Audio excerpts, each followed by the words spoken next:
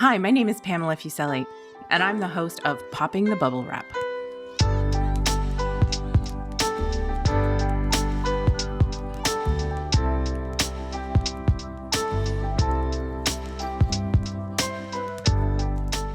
Are you the person in your family who worries about the safety of others, about buying safety products and using them? Are you yelling, "Yes, that's me"? Then this is the podcast for you. Raising a child or children can be a hair-raising undertaking, and keeping them safe is your priority. Parachute's Popping the Bubble Wrap podcast explores what you really need to think about and provides easy tips on prevention strategies. No bubble wrap here, though. So, you've kept your little one rear-facing for as long as possible, and it's time to move forward to a forward-facing car seat. Deep breath, you've done this once already, choosing the right car seat for your vehicle and for your child. On this episode, we're tackling the forward-facing car seat. When is your child ready to turn forward-facing? Are there any special considerations you need to be aware of when it comes to forward-facing car seats? And how do you use it correctly? For example, can your child wear a snowsuit in a forward-facing car seat? Today, everything you need to know about selecting and installing using a forward-facing car seat. Joining me today for the conversation is parent Erin McDonald and our expert Holly Choi, Vice President of the Child Passenger Safety Association of Canada. Welcome to you both. Thank you so much for having me. Great. So, Erin, you have a 6.5-year-old and an almost 9-year-old. You're kind of on opposite ends of the forward-facing car seat stage. Is your youngest itching to get out of their forward-facing car seat yet? Not yet, but she is noticing that a lot of her peers are already out of a car seat and are in a booster. Okay. So she has questions. When can I, right? Mm-hmm. Mm-hmm. And for the fit for your child, she's obviously still meeting the manufacturer's recommendations for a forward-facing car seat. She is, and I actually measured her again today. She's riding forward-facing in a Kleck Flow, and she has several inches to go before she maxes out those limits. And in terms of weight, she is only about 34 pounds. So she is nowhere near booster ready for the weight. So she may or may not outgrow by length before she outgrows by weight. So we'll be looking at probably another option for forward facing in a harness before we move to booster. Before you move to booster. What was the experience with your older child? Did she fit differently in the forward-facing car seat? It was very similar. Okay. So there's only 2.5 years between them, but we got to 7.5 before the eldest was big enough consistently to stay in a booster. So she wasn't staying above 40 pounds. She would go a little bit over 40 pounds and then she would get a bad cold or something and lose her appetite for a few days and then she'd be below. So we had to keep her in a harness until she was consistently above 40 pounds. And when she was at 43, I was going to be more comfortable at 45. But when she was consistently 43, I was like, we'll try it. We can always put you back in the harness if we have to. And she never went back down. So it was a very, very similar thing. So at least her little sister knows that it's probably going to be a little bit. Right. She has her big sister to let her know what the experience was. Exactly. Did you find buying the forward-facing car seat any easier than the rear-facing? No, because I bought a combination seat. So Okay. I bought one that I felt would have high rear-facing limits because I don't know if I was ambitious and I thought my children might have a really great growth curve, but they don't. So I wanted one that in Canada would rear-face to the highest limits at the time, I thought. And I chose it based on our needs. We had a lot of car sickness, so we were going based on maybe if the seat was a little bit higher anecdotally, would that help with car sickness? I like to think it did just because I purchased the seat, so I don't actually know. But those were the choices that came into it. We wanted extended rear facing, and it turned out that the littlest one almost could still be. She just passed those limits for rear facing, and it was only since school let out. Oh, hi, Holly, you're waiting. Yeah, Holly, you're laughing and smiling. So yeah, you want to weigh in here on this? I just wanted to add, because car seats can get super jargony very, very quickly. In case anyone's wondering what a combination seat is compared to something like a convertible car seat. A convertible car seat is what most people will start the forward-facing stage with, and that is a seat that rear faces and then turns around to a forward-facing seat. Combination car seats are often referred to as harness to booster car seats. It's the same thing, and it's the idea that it's only going to forward face. So first as a harnessed forward facing seat, and then you will detach the harness in some capacity, tuck it away, whatever that car seat does, and use it as a booster seat.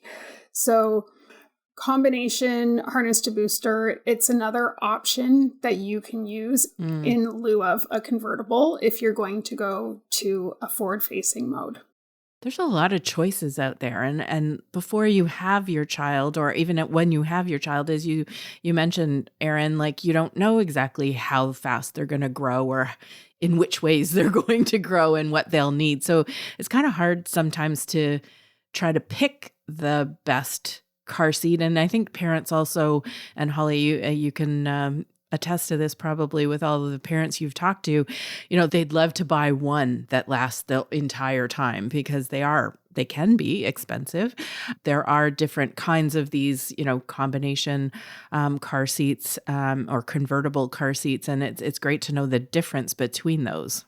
Yeah, I think the other thing that's important to note is that each child is really going to be so different. And it's easy to fall back on that with any topic we talk about, to be honest. But with car seats, I think it is especially important to recognize that not all car seats will work for all children. Not all car seats will work for all vehicles. There are so many factors at play. But when you're looking at a seat, I try to avoid thinking about it like I'm amortizing the years across multiple modes by getting something that does everything. Because for that child, you may not be within the limits of that mode when you end up needing it for that particular car seat.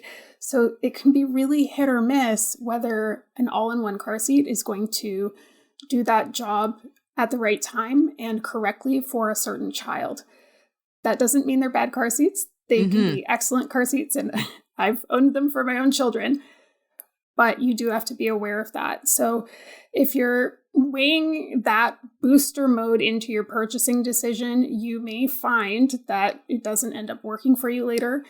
So just take some comfort in the fact that booster mode tends to be the least expensive of all of the car seats out there. So worst case scenario, you can find a booster that will be inexpensive, that will fit your child well down the road. Yeah, I think that's really important for parents to hear, is that, they're not alone. Lots of people go through this and they try to, you can see the value in that amortization, as you said. If I can only buy one that would work for everything, what would that be? But knowing that, you may, I think going in just knowing, okay, if you're going to do that, you may end up having to change it anyway based on, your child and the fit. And Erin, it sounds like your kids are quite mature and grown up in accepting the fact that they are still in forward-facing car seat or a booster seat when their friends aren't. I would like to think that they're mature about it. They well, some days. have. Yeah, what they do is they just really question, why is it this way for me and it's not this way for my classmates? And, that's not, I'm not going to explain my judgments or judge their parents for their decisions, but it's just like, this is what keeps you safe in my car. And we leave it at that, like my car, my child, my rule sort of thing. And that works for them right now. They haven't pushed back too much.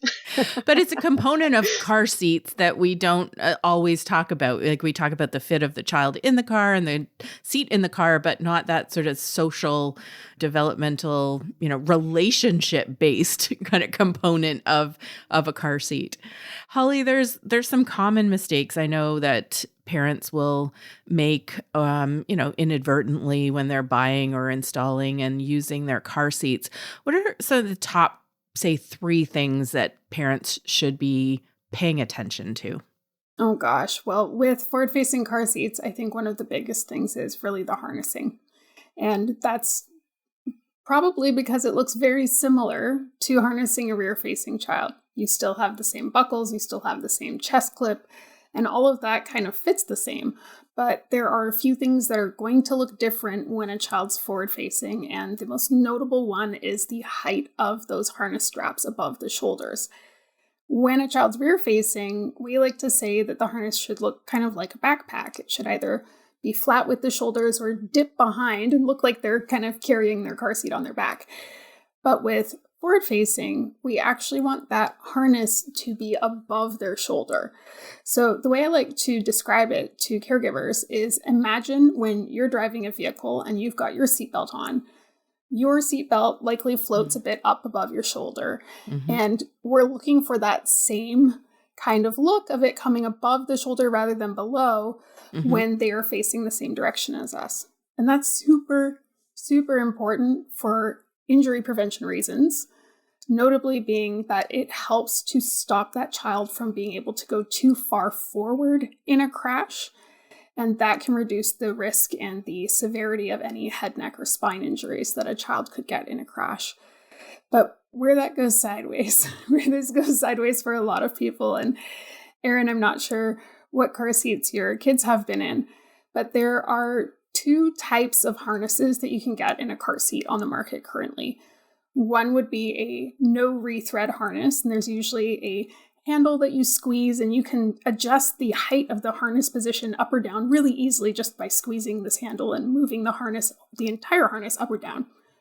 The other is a threaded harness, and that's where you've got slots in that seat back of the car seat on the shell, and you have to actually take the straps and move them into different slots manually. When you have a seat that's installed forward-facing, you can probably imagine that adjustment needs to happen behind that seat. And if that seat's already installed, a lot of caregivers go, I'm going to have to uninstall this car seat to be able to change the straps. And then their child is growing, and that just looks really daunting for them. Maybe they had a really hard time getting that in. So I do want to emphasize that positioning is super important for safety. But as always, I will always come back to the same message. If you have any kind of struggle with a car seat, the greatest gift you can give yourself is visiting a CPST, a child passenger safety technician, and get some hands-on help. We have so many people mobilized across Canada that are excited to help you with your car seat. So please make use of them. That's great information. And we'll have contact information in our show notes as well for people to be able to go and access that information. There is one difference in Canada that is a mandatory requirement that we need on our forward-facing car seats that in the US is optional, right? Yes, this is another very common mistake. The top tether. So if you're looking at the shell of a car seat, we've got all the straps on the front, and you might be familiar with the lower anchor connectors, which hook onto those bars in our vehicle seats. However, there is a top tether that will come out the top of the back of the car seat, and that strap typically goes somewhere in your trunk or your hatch or around that area. And that is legally required for car seats that are forward-facing in Canada. Meaning, if you are using a car seat in Canada in your Canadian plated vehicle, and that is a Canadian seat, you have to have it tethered. It is not optional when you're forward-facing. And that can also greatly reduce the chance of severe injuries. What we're looking for in forward-facing children, I mentioned that we're trying to prevent them from coming forward too much. But in a crash, that's what their body's going to do. They're going to naturally come forward. So first we want that harness to stop them. But if their seat keeps going, then they're still going to move forward. So what the top tether does, that strap that goes over the back, that is going to reduce the way that the car seat can move forward in a crash, which has been shown to reduce the amount the child's head, just their head alone, will move forward by up to 4 to 6 inches. So if you think of like a sandwich, okay, like a Subway sandwich, that's how much your child's head could move forward without that tether installed. So it really helps to keep them back, to keep those crash forces off of their body as much as possible. So while it's required here, it is still common because a lot of people don't realize that, but it can really help. And that's why it's a legal requirement for our car seats that are forward facing in Canada. Yeah, it's a good explanation of that tether strap and what those anchors are in the cars that they attach to. And then Erin, you talked about, keeping your children in the car seats as long as possible. So I think that's probably the third thing that's most commonly done is people move their kids too early, right? Yeah, it's one of those things where I think as a parent myself, you're always excited about milestones and seeing your kids move on to the next thing. And it's a little bittersweet sometimes, but with car seats, you really want to try to stay in that mode that they are still within the limits of for as long as you can. It can be a bit of a downgrade in safety in some ways when you move too fast to the next stage. And especially from rear facing to forward facing, we see a lot of the crash forces now being more on the child's body rather than on the shell of the car seat. So we want to make sure before a child's forward facing that child has the bone density, their body is physically large enough and matured enough to withstand some of those crash forces. And then coming out of that forward facing mode, yes, they're going into a booster seat, but the thing that's really keeping them safe at that point is the seatbelt. All the booster's doing is making sure that the seatbelt is positioned properly. But if a child's not sitting correctly and now the seatbelt's not in position, that's a lot of responsibility to put on a child. So we have to make sure that kids are physically mature enough to be in that next stage that they're going into, but also that they understand the responsibility of going into that next stage and that they are prepared to make use of that. Yeah, very good points. We're going to take a quick break. When we come back, we're going to do some question and answer. So we're going to talk about, Erin, some questions that you have. I have a couple of questions for Holly, and we'll get some answers to, I think, some of the burning questions that parents have. So back in a moment. Nearly 3 decades ago, Amazon set out to be Earth's most customer-centric company, where people can discover and purchase the widest possible selection of safe and authentic goods. As part of that mission, they obsess over earning and maintaining trust by ensuring that they provide a trustworthy shopping experience. Amazon is dedicated to helping you make informed choices and use your purchases safely. Visit www.amazon.ca/product safety and usage and explore expert tips, articles, and videos from our partners to ensure a secure shopping experience. So before the break, we were talking about all of the information that parents need to know about forward-facing car seats and installing it correctly. So Erin, this is an opportunity to ask Holly some questions. What do you want to know about forward-facing car seats? So start with your first question. Thank you. Thank you, Holly. Could you speak to the importance of paying attention to which belt path you're using when you're switching it from the rear facing to the forward facing? My seats have stickers on them, but I have more than one type of seat depending on what vehicle they're in, and not all of the information is equally displayed in my opinion. But could you speak to that a little bit? Yeah, and it can be very drastic from one car seat to the other, what kind of information you're going to see there. There's some that's mandated, but some car seats are a little more helpful with their labels than others, for sure. So let's first define a belt path. So a belt path is basically, if imagine you're installing with a seatbelt, where would you be putting the seatbelt through the car seat when you're installing? That is the path of the seatbelt. It is what we call the belt path.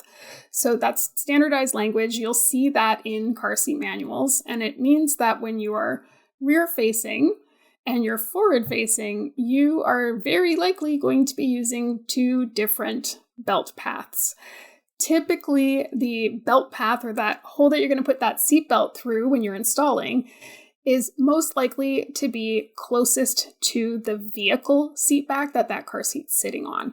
So a common error that we'll see sometimes with those installs forward facing is that we'll still see a seat belt or even the lower anchor connector strap woven through the rear facing belt path, which would now be, imagine if you're sitting on a vehicle seat, all the way over by where your knees would be instead of being closer to the vehicle seat back side of that seat, right? So having it as in the correct belt path means a few things. One, you're most likely going to get the best install that way, period. But additionally, car seats are designed to save lives, and car seats will only do that when they're used correctly. But used correctly means that we are basically replicating when that manufacturer did all of their crash testing. That's how that seat was installed. So we know the seat will perform when we install it per those instructions. So I'm a total visual, hands-on learner, and some people might be listening to this going, what are you talking about? I can't picture this in my head. Totally fair. Open up a car seat manual for a convertible or all-in-one or even a combination car seat, and you'll see the word belt path. There's typically a diagram within the first 15 or so pages of a car seat user manual that points at all the different parts of the car seat and tells you by name what they are. Make sure that when you're forward facing, you're using the belt path that is designed for forward facing. Because yes, that is a very, very common mistake for installs. Thanks, Erin. That was a good question. We often get inquiries, or I talk to friends and they have incredulous looks on their faces when I say that they should not put their child in a snowsuit in a car seat, whether forward facing or rear facing. Can you talk to us about why that is, Holly? Yes. Now, full disclosure, I'm from Vancouver, so we don't know what snow is, but I know that this is a problem for most of Canada. So the issue with not just snowsuits, but really any bulky clothing. So this would include winter jackets, but also hockey gear, I'm sorry to say, things that are going to be puffy in the car seat underneath the harness straps or even underneath the seatbelt for a child in a booster or an adult in a vehicle seat, just to be clear. They can increase the risk of a child being ejected in a crash. Now, you might think, okay, what if I've got a child and they're in this snowsuit and I'm really pulling on that harness strap and I feel like they can barely breathe. I've tightened them so tight. It might feel like they're not going to move. But a really interesting test you can do that will mimic what would happen in a crash. Put the child into that item of clothing, whether it be a snowsuit, a thick winter coat, whatever you think you're going to test out in the car seat. Harness them up, tighten them up as you would if you were about to drive, okay? Then you're going to unbuckle them without loosening it at all. So it's holding that setting where you had tightened it all the way with all of that gear on. Then you're going to put them back in what I like to call regular clothing. So that might be like a light sweater, some, a regular, what would you wear in the month of May? Okay. That's what I usually say to people. Just a nice little spring outfit. And you may be shocked to find that sometimes there's even as much as 4 inches of slack added to the harness. And the reason that that's a big deal, because a lot of people will still say, okay, but I mean, it was tight with the snowsuit. In a crash, you're not dealing with the force of what your arms can pull out of a harness. You are now dealing with G-forces. And in a crash, the crash forces on that child, on the car seat, on their body, they can compress those fabrics down to basically all of the air is out of them at this point, paper thin. And now all of that slack is in the harness, which means it's not tight to the child, which means the child can move. So it seems like, I totally understand why people think, well, but they really feel like they're tight in there. Right. It's one of those things that's not worth the risk. Right. So you've got other options. You can put a blanket over top of the harness once they've already been tightened, put a toque on them. If you can preheat your vehicle before you get in. And some kids even will just, once they're harnessed, put their coat on backwards with their arms through, the way that we used to wear our coats when we were joking around as kids. They do make car seat safe coats. That is its own market. They can get quite pricey, but there are other options out there. Okay. And think about fabrics, wool, polar fleece, a lot of things that can really help to keep that heat in. Because again, I'm from Vancouver, we can get away. We have a one season wardrobe, but I understand that that's not everyone's lived experience. Yes, that's so true. We have time for one more question. So Erin, go ahead. Okay, Holly, if you don't mind me asking, this one is a comfort question because my 6.5-year-old she's getting vocal and she thinks she's grown up. She sometimes complains about her legs aching. She never complained when she was rear facing, but if the drive is a little bit longer, the position with her legs dangling hurts. Is there something that's safe that we can do that can make her more comfortable in the car? Oh, that's a good question. Very good question. So the concern would be that we don't want to add anything heavy to the back seat, especially anything that could be sharp, that could, in a crash, move around the vehicle cabin, right? We don't want anything that could fly around and hurt someone in a crash. But as someone that is 5'1", if you have ever sat on a bar stool and you did not have anywhere to put your legs, I mean, really, you don't have to be 5'1" to know this. Totally After a while, with you. You start to get really, really uncomfortable. Yep. Your legs start falling asleep. You're squirming around looking for something to put your feet on. So I know this well, and it's one of the reasons that a lot of children do like to stay rear facing for longer because they can just cross their legs. But once they're turned around and they're outgrown that rear facing mode, this is a very real problem. Look for something lightweight.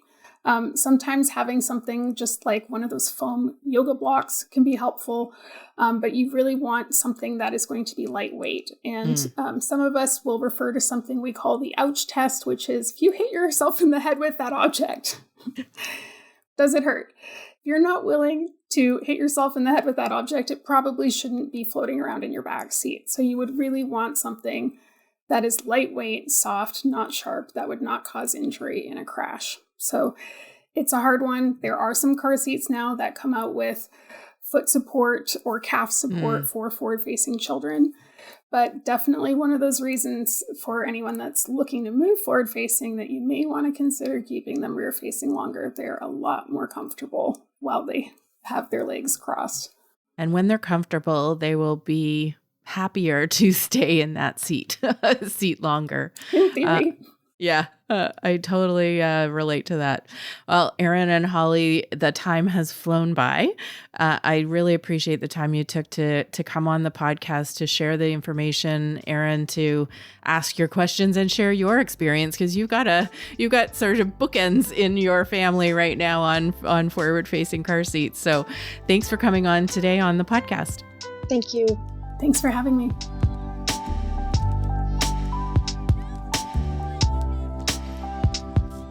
Thanks so much for listening to this episode. Popping the Bubble Wrap is a podcast of Parachute, Canada's national injury prevention charity. We release episodes monthly. Visit us at parachute.ca and follow us on Instagram and Facebook at Parachute Canada. Don't keep us a secret, though. Help other parents find this podcast by sharing the link to Popping the Bubble Wrap and taking a second to submit a review. It really does help. Popping the Bubble Wrap is produced by Story Studio Network.